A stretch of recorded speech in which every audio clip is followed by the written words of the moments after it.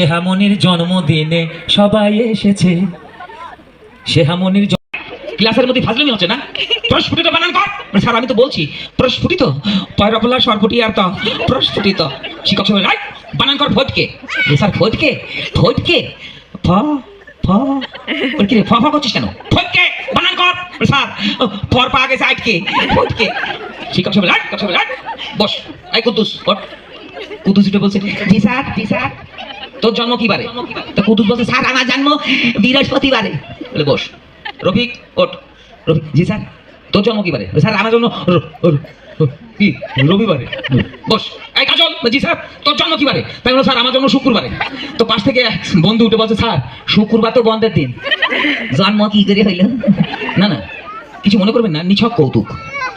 শুধু দর্শক মণ্ডলী আসুন, অনেকদিন ধরে সিনেমায় অভিনয় করলি? বলে হ্যাঁ। অনেক দেশ বিদেশে ঘুরলি? বলে হ্যাঁ। এবার বিয়েটা করবি চল।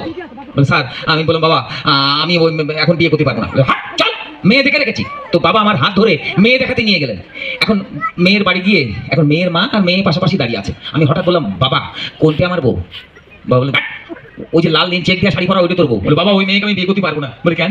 মেয়ের কি চোখ যেন কবুতরের খোপ, মেয়ের কি মুখ যেন শামুক, মেয়ের কি ঠোঁট যেন 2 টাকার নোট। বাবা ওই মেয়েকে আমি বিয়ে করতে পারবো না। বলে হারামজাদা আমি যৌতুক নিয়ে ফেলেছি। বলে বাবা করেছো কি? বলে দেখো তুমি যৌতুক নিয়েছো, তুমি কিন্তু মরে হাম্বা গরু হয়ে জন্মাবা। বাবা বলছে চল। যাই হোক শুভ দৃষ্টির পালা, বিয়ের প্রীতি বসলাম। বউ আমাকে দেখছে, আমিও বউকে দেখছি। বউ আমার গলায় মালা দেবে, আমিও বউয়ের গলায় মালা দেবো। এমন সময় কারেন্ট অফ। বউ আমার গলায় মালা না দিয়ে আমার বাবার গলায় মালা দিয়ে ফেলেছে। অবশ্য এটা আমার বউয়ের দোষ না, কারেন্টের। হ্যাঁ সেই দর্শক মণ্ডলী আমি পরে আসবো, আমার অনেক গান গাওয়ার ব্যাপার আছে।